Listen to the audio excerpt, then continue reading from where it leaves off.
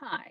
So similar to last time, I'm going to talk a little bit about some of the limits on the public display and performance rights.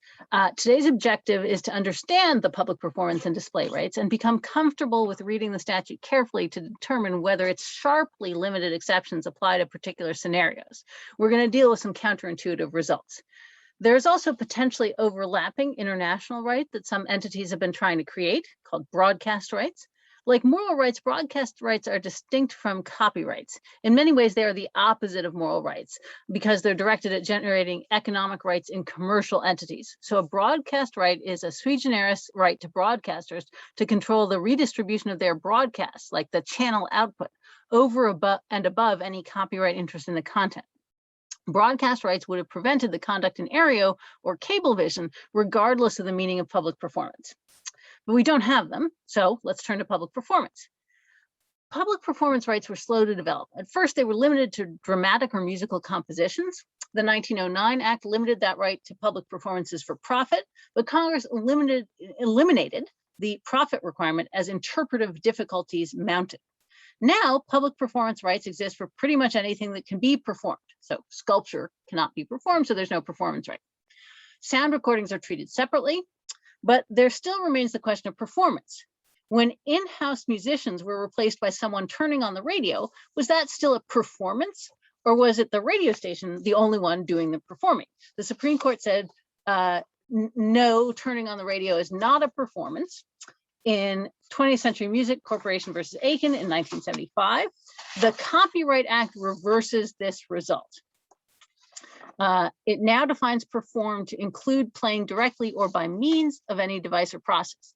Aiken's conduct clearly falls within that definition. However, as we'll see by the end of class, there's an exception for certain performances by businesses, so Aiken's business may still not owe any money.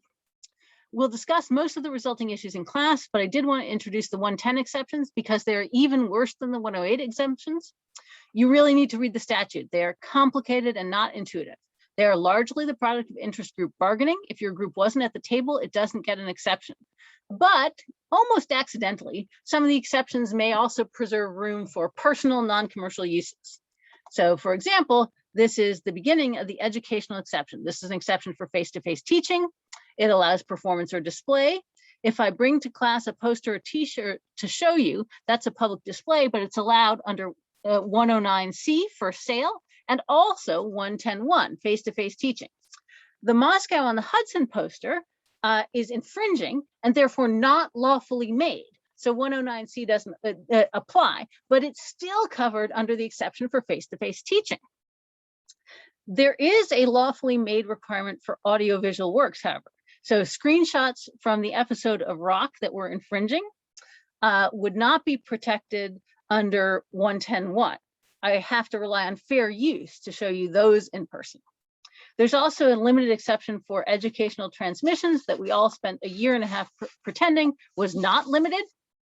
The rise of internet-based education made the digital exceptions less useful because the details specified in the statute turned out to have little to do with how online education actually worked. Publishers argued that internet educators have to pay for computers, software, internet access, teachers' salaries, everything else. So why shouldn't they have to pay to use copyrighted works as inputs to their teaching? Nonetheless, Congress enacted the Teach Act, adding exceptions in 110.2C for non-dramatic literary or musical works and reasonable and limited portions of other works that were used in internet teaching. So I'm just going to put this up. This is the first exclusion. It is not worth copying. Just understand it is very complicated and you got to read to the end to know if you actually qualify.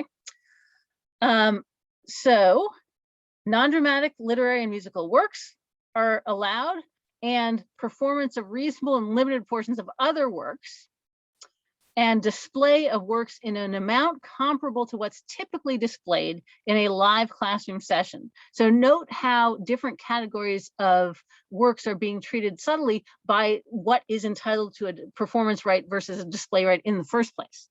And this is all unless the work being displayed is produced or marketed primarily for internet teaching. So you can't just copy internet specific teaching materials at will. There are additional requirements as well. So systematic instructional activities, directly related to material assistance. So you can't put on a movie because it's the day after a test and we're all tired, as you can in physical teaching, because this doesn't exist in 110.1.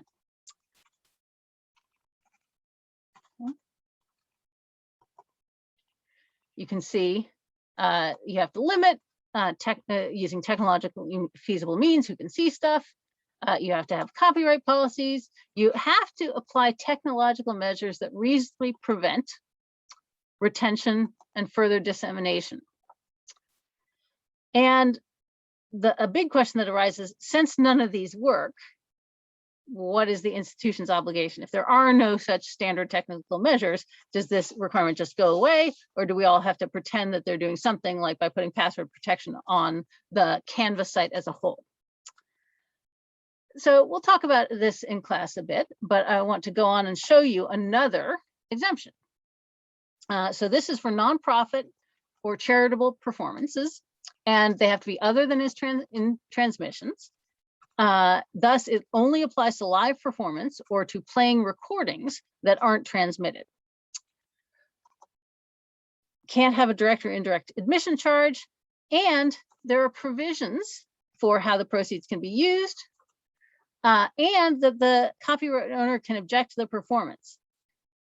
This is, in theory, to allow the celebrity or performer or whoever to avoid an association with a charity that they don't like. But how is the performer supposed to know? The copyright owner. The copyright owner, there's no duty to tell the copyright owner about your plans. So it can often be too late. As far as I know, no one uses the objection provision. One more limit, 110.5, and this one is a nightmare. It is designed to let small businesses like Aikens turn on the radio without having to pay for public performance, as long as they use ordinary equipment.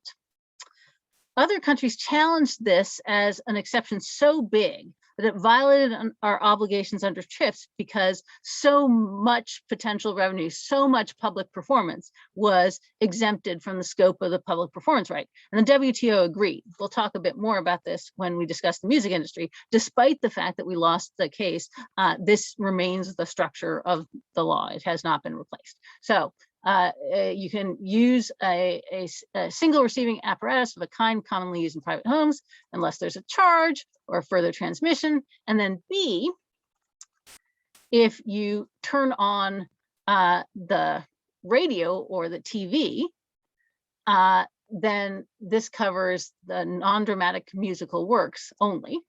And there are size and equipment limits, and then similar limits to A. The difference being that B allows you to take advantage of some of the technological improvements, but only some in terms of the size of the sound system you have. So we will return to this in class, and I will see you then.